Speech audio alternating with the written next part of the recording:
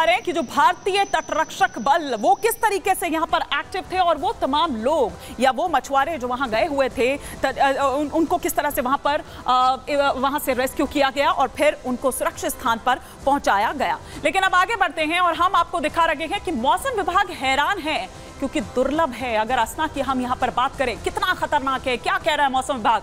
मौसम विभाग ने असना को दुर्लभ चक्रवात बताया। 1976 के बाद, मतलब 1976 में हुआ था, उसके बाद पहली बार अरब सागर में इस तरह का डीप डिप्रेशन हो रहा है, इस तरह का चक्रवात जो है वो उठ रहा है। अगस्त महीने में अरब सागर से चक्रवाती तूफान उठना दुर्लभ है, ये आईएमडी द्वारा कहा गया है। 1944 का चक्रवात उभरने के बहुत ही तेज हो गया था उस वक्त। 1964 की बात करें तो तब दक्षिण गुजरात के पास एक छोटा चक्रवात उठा था।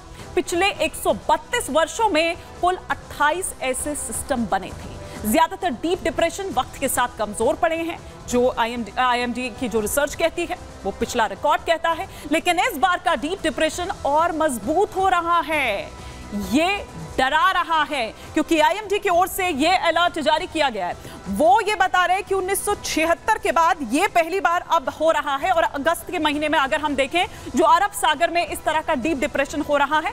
लेकिन असना से बचना ये अलर्ट किया जा रहा है लगातार। और गुजरात, जैसा कि हम यहां पर कह रहे हैं कि कच्छ और साथ ही साथ सौराष्ट्र, पहले कच्छ की हम यहां पर बात कर लेते हैं कि डीप डिप्रेशन से 6 जिले हैं जिनमें टेंशन देखी जा रही है। वो 6 जिले कौन कौन से हैं? देवभूमि द्वारका की अगर हम बात करें तो देवभूमि द्वारका उसमें आता है। जामनगर की अगर हम बात करें तो जामनगर भी इससे प्रभावित होगा। राजकोट की अगर बात करें तो इसलिए एहतियातन इन तमाम जिलों में वो जो स्टेप उठाए जाने चाहिए वो तमाम स्टेप एहतियातन उठा लिए गए हैं। पोरबंदर की बात करें, जूनागढ़ की बात करें, ये वो 6 जिले हैं जिनमें डीप डिप्रेशन का असर देखने को मिलेगा। और इस वजह से इन इलाकों में टेंशन है। जो कच्छ के वो इलाके हम यहाँ पर आपको दिखा रहे थे। और ये देखिए लगातार बरसात उससे पहले जारी है। बारिश से वैसे ही गुजरात में हाल बेहाल है। कई इलाकों में ये देखिए कितना जबरदस्त कई फीट तक जो पानी है वो भरा हुआ है।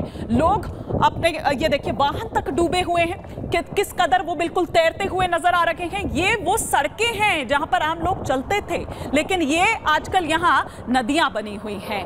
किस तरह से कई इलाकों में पानी भरा हुआ है, लोगों का आम जनजीवन अस्त व्यस्त हो गया है। प्रशासन भले ही अलर्ट पर है, निचले इलाके जो हैं वो खाली करा लिए गए हैं, लेकिन अभी भी कई इलाके हैं जहां तक मदद नहीं पहुंची है या जो खाली अभी तक नहीं कराए गए हैं। ये हम दिखा रहे हैं आपको लगातार तस्वीरें, गाड़ियां किस तरह से पानी में डूबी हुई यहां पर नजर आ रही है और लोग यहां से निकलने की कोशिश कर रहे हैं। मवेशी भी देखिए, मवेशी भी इससे अछूते नहीं हैं। जामनगर की अगर हम बात करें, अब दूसरी तस्वीर हम आपको दिखा रहे हैं, ये जामनगर की तस्वीर, यहां भी हाल बेहाल है। किस तरह से लोग यहां पर खुद ही, अगर प्रशासन की मदद उन तक नहीं पहुंच रही है तो वो खुद ही वहां से कोशिश कर रहे हैं कि वहां से निकले और वो सुरक्षित स्थानों तक पहुंचे।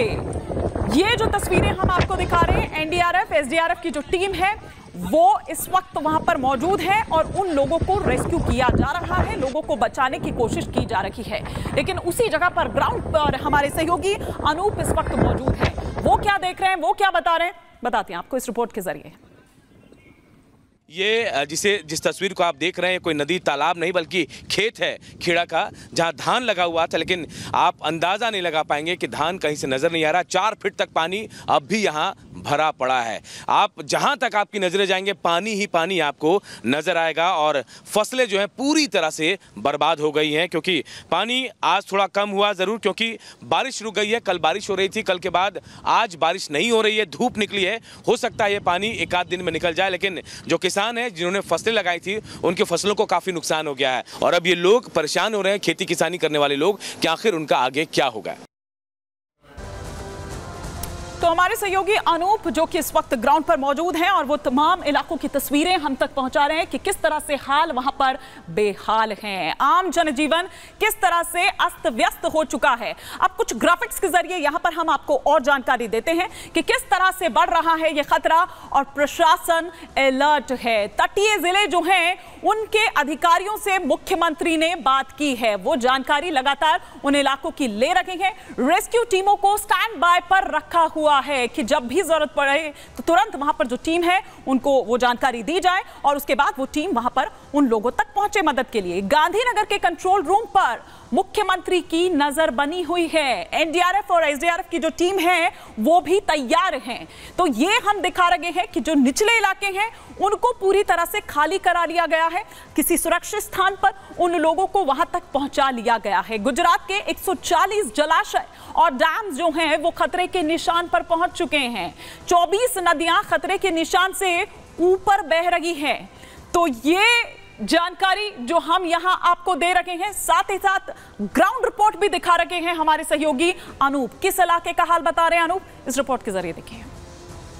मेरे पीछे जो तस्वीर आप देख पा रहे होंगे ये खेड़ा का राइस मिल है, जय अंबे राइस मिल, और बताया जा रहा है कि अंदर रखा जो गेहूं, ज्वार, बाजरा, चावल जो है सब कुछ पूरी तरह से बर्बाद हो गया। पानी बिल्कुल अंदर तक चला गया। आप देखिए बंद पड़ा है ये, और सामान कैसे पानी में तहस नहस हो गया है। इन तस्वीरों के जरिए हम आपको दिखा रहे हैं कि नुकसान कितना ज़्यादा हुआ होगा। आप ये पूरा देखिए, ये पूरा एरिया जो है यहाँ से लंबा, उमेश दिखाएंगे आपको, वहाँ तक ये लंबा एरिया है। और अंदर कहा जा रहा है कि रखा हुआ था चावल, गेहूं, ज्वार, बाजरा, तमाम चीज़ें रखी हुई थी बोरियों में भरी हुई अंदर में, जो पूरी तरह से बर्बाद हो गई हैं। और अब बहुत ज़्यादा नुकसान भी होगा। मालिक भी हमारे साथ हैं, आप आएंगे इधर, ज़रा बताएं, उनसे बातचीत करते हैं हम कि नुकसान कितना हुआ होगा आपको।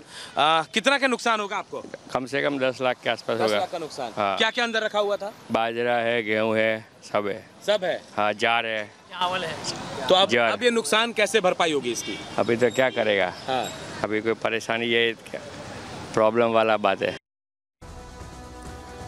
तो लोग ये बता रहे हैं कि उनका कितना अनाज है वो बर्बाद हो चुका है, लेकिन वो कुछ नहीं कर सकते क्योंकि कुदरत के आगे वो बेबस हैं। जिस तरह से कुदरत का कहर देखने को मिल रहा है, और अब जो और यहाँ पर खतरा असना का नजर आ रहा है वो और ज्यादा डरा रहा है। लेकिन आइए अब हम आपको बता रहे हैं कि किस तरह से वडोदरा में, लेकिन एक राहत की बात जो है वो ये कि घट रहा है जलस्तर। जो पानी जो जल भराव वहां पर हुआ है, वाटर लॉगिंग वहां पर हुई है, अब धीरे धीरे घटता नजर आ रहा है उन रिहायशी इलाकों से भी। वडोदरा में बारिश के बाद विश्वामित्री नदी उफान पर लेकिन है। विश्वामित्री नदी की बात करें तो उच्चतम स्तर 37 फीट से ऊपर वो थी, जो खतरे के निशान से 12 फुट ज्यादा है।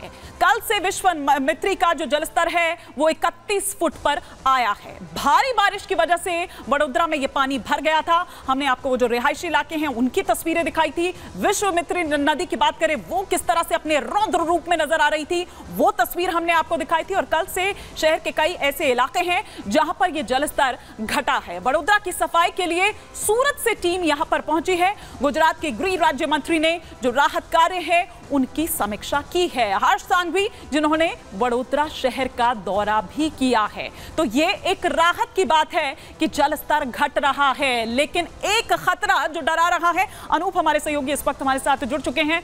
अनूप, हम देख पा रहे हैं, देखिए लबालब पानी वहां पर भरा हुआ है जिस जगह पर आप भी यहां पर हैं। ये ठीक है कि जलस्तर घट रहा है, लेकिन एक नया खतरा जो दस्तक दे रहा है और वो है असना।